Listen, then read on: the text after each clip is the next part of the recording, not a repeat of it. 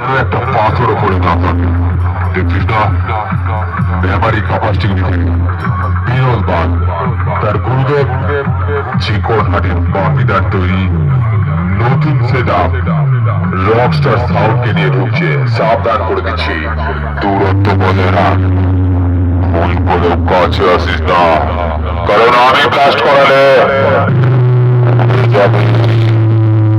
চোমরাজু তোকে তুলে নিয়ে যেতে ভয় পাবে, চোমরাজু তোকে তুলে নিয়ে যেতে ভয় পাবে, চোমরাজু ভয় পাবে।